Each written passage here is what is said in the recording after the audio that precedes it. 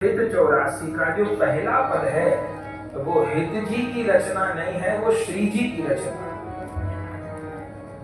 हित जी तो बैठे थे अपनी भावना में, इतनी देर में क्या हुआ, समा पलट गया। और क्या समा पलट गया, माने शरीर तो वही रहा हित हरिवंश जी का, हित हरिवंश जी भावना से निकुंज में पहुंच गए।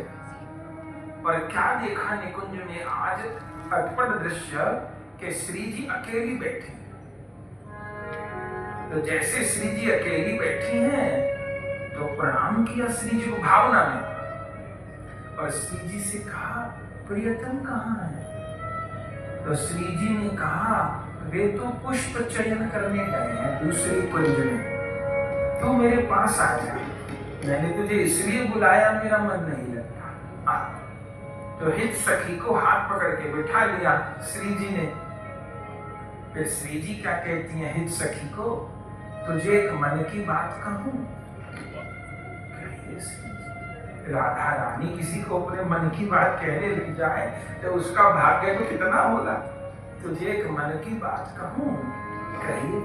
तो सुन, तब उस समय श्री जी ने ये पद बोला, आप गाइएगा, छोटा सा पद है, अष्टपदी है, गाइएगा, बहुत सुंदर। श्री जी क्या कहती हैं, जोई जोई प्यारो करे सोई मोई भावे, भावे मोई जोई सोई सोई करे प्यार। जोई जोई प्यारो करे सोई मोई भावे, भावे मोई जोई सोई सोई करे प्यार। प्यारे के नैनन में प्यारो भयो चाहे मेरे नैनन के तारे। मोको तो भावती तोर प्यारे के नैनन में प्यारो भयो चाहे मेरे नैनन के तारे। तन मन प्राण हूँ ते प्रीतम प्रिय, अपने को ठीक प्राण प्रीतम सोना। मेरे तन मन प्राण हूँ ते प्रीतम प्रिय, अपने को ठीक प्राण प्रीतम सोहारी। हित हरि वंश हंस हंस समर गौर, हित हरि वंश हंस हंस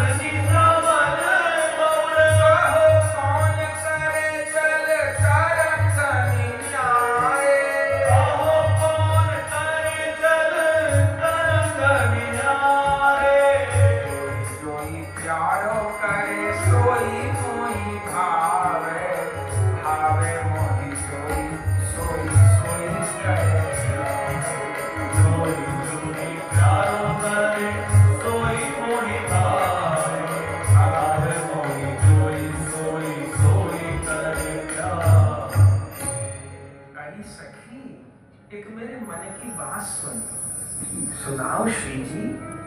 देख सखी, जोई जोई प्यारो करे सोई मोई भावे। मैं तुझे अपने मन की बात बता रही हूँ आज, क्या कि जोई जोई प्यारो करे सोई मोई भावे। प्रियतम जो जो करते हैं मुझे वो सब अच्छा लगता है। अच्छा, अब दूसरी बात सुन, भावे मोए जोई सोई सोई करे प्यारे। समझ गए, प्यारे जो जो करते हैं वो मुझे प्रिय लगता है, अथवा जो मुझे प्रिय लगता है प्रियतम वही वही करते। अच्छा श्री जी, ऐसा प्रेम है। एक बात और बताऊं कि मोको तो भावती ठवर प्यारे के नैनन में, मुझे तो प्यारे के नेत्रों के सामने ही रहना अच्छा लगता है। माने मैं प्यारे के नेत्रों में बसी रहूं, वो मुझे देखते रहें, मैं उनके निकट रहूं। अच्छा, और प्रियतम बोले मोको तो भावती ठोर प्यारे के नैनन में, और प्यारे प्यारे भाई चाहे मेरे नैनन के तारे। मुझे तो अच्छा लगता है कि मैं प्रियतम की दृष्टि में रहूं, और प्रियतम तो मेरी आंख की पुतली बन जाना चाहते हैं। अच्छा श्री जी एक बात और बताओ, मेरे तन मन प्राण होते प्रीतम प्रिय, मेरे तन मन और प्राण इन तीनों से भी श्याम सुंदर अधिक प्रिय हैं। और श्याम सुंदर मेरे तन मन प्राण होते प्रीतम प्रिय, और अपने कोटिक प्राण प्रीतम मोह पे हारे। मुझे तो अपने तन मन प्राण से प्रियतम प्रिय है, और अपने तो प्राणों को प्रियतम मुझ पे हार रहे हैं। तो मुझे ये बता कि मैं प्यारे से अधिक प्रेम करूं कि प्यारे मुझसे अधिक प्रेम करें? फिर सखी बोलिए तो बहुत उलझ गई है। मैं तो सोच रही थी प्रिया जी मन ही की बात बताएंगे तो बड़ा कठिन प्रश्न पूछ लिया कि दोनों में प्रेम ज्यादा कौन करे।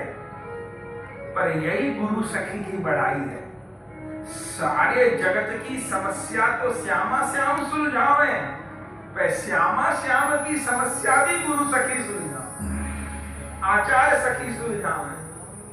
तो श्री जी कह रही है ये बता दो कि दोनों में से अधिक प्रेम कौन करे? इतने में श्याम सुंदर आ। अब एक सखी कहे श्री जी को कह दूं तो वो आंख दिखाएंगे, श्याम सुंदर को कह दूं तो ये आंख दिखाए। तो आखिरी पंक्ति माने इस अष्टपदी में 6 पद तो कहे हैं श्री जी ने, आखिर के 2 पद कहे हैं। हित जी ने क्या कहा?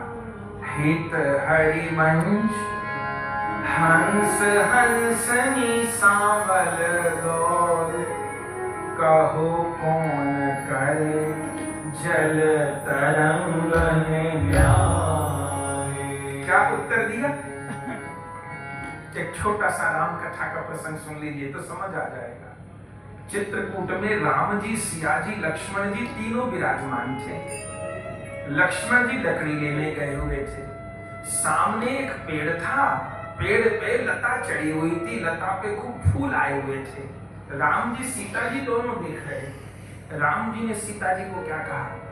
सिया जी ये पेड़ कितना भाग्यशाली है, इस पेड़ पे तो एक भी फूल नहीं था, लता लिपट गई तो पूरे पेड़ पे फूल ही फूल हो गए, तो ये पेड़ बहुत भाग्यशाली है।